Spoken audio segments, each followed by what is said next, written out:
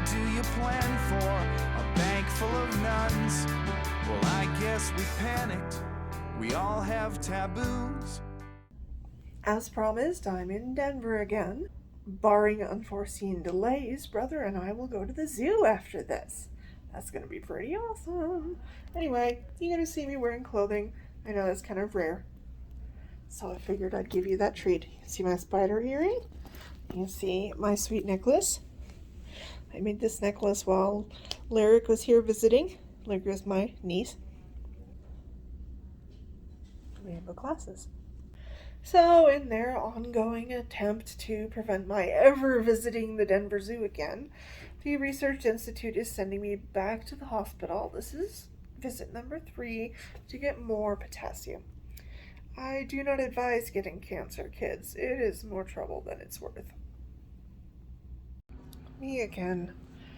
I'm taking oral potassium and it is foul. And 3 times now. My plans to go to the zoo have been thwarted. Pretty soon I'm going to mark someone as my equal. Since the zoo was a no-go, we're going to wander the 16th Street Mall. We stepped into this shop full of Colorado-themed gifts and, the usual kind of local gift stuff. And look at the rocks!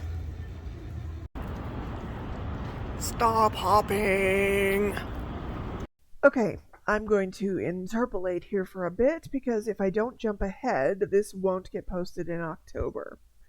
It's time for October horror movie number 1, Cementerio del Terror, from 1985, which I watched on Shudder. Featuring college students making poor decisions, a gaggle of screaming children, the 80s, some phenomenally incompetent adults, and a hefty serving of Halloween ripoff, including the villain mostly standing around the place and breathing loudly. This classic slasher delivers zombies, endless hilarity, and not a lot of sense. My favorite moments.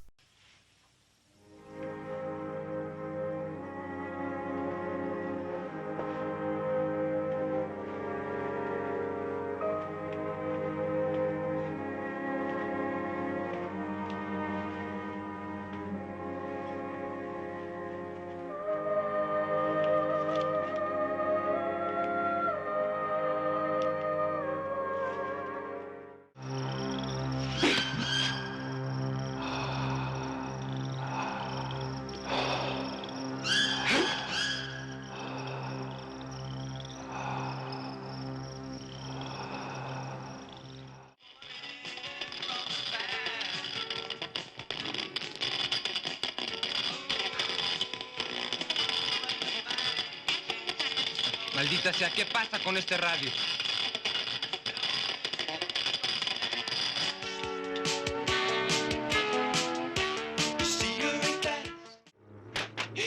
Oye, ¿qué te pasa?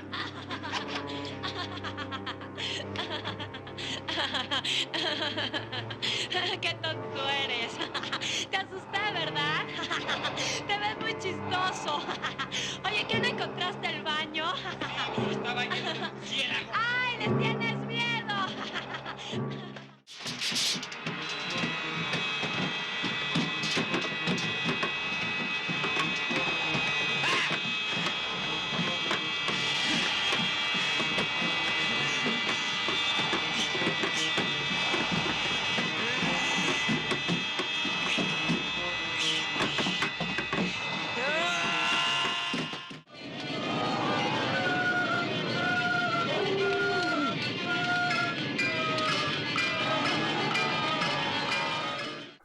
My score, 6 out of 8. Most of the time it's so bad it's good, but the laughs are spaced out and there's just so much screaming. Hello, mostly people. It is Tuesday, August 30th, which is 3 days before my birthday. I don't know yet whether or not my ordeal at hospitals and potassium and all that is over yet. but today is at least a day off from going into the research institute, so that's nice. I finally got to talk to one of my best friends who lives in England on the phone today after she had been unavailable for quite some time to talk on the phone. And whilst doing so, I nearly completed my Valak picture. And it's kind of sad that I wasn't able to record any progress shots here because it's been really fun. But I will at least show you. As you can see, I finished up with all the crosses, and boy, was that a challenging blending exercise. Really a lot of fun.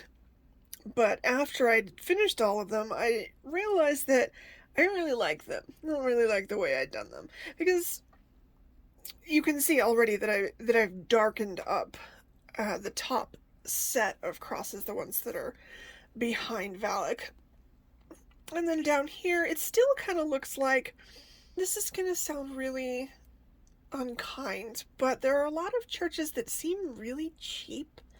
You know, Christian churches that put up like these neon crosses and it has a very commercialized feeling to it.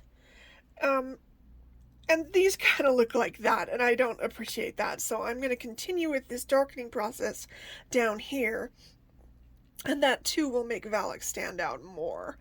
Of course, having a figure like this right in the middle of the page is not necessarily good composition, but I kind of set out without a lot of planning on this one because I was so excited about the pastels, of course. Yeah, so we will see what it looks like once I get these darkened up and the contrast lowered a bit. I like the way it's looking on the top. But, yeah, we'll see how it turns out. In any case, I think it's going to look good. Whether or not it looks great is still up in the air. Here we go. I've done a lot of the darkening here, and I kind of made it so, like,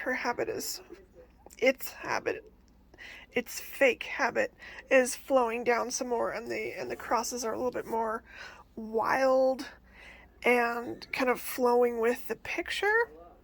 I haven't decided yet if I'm going to let it stand like this or if I'm going to continue working on it. I got to kind of examine it in a couple of different lights first.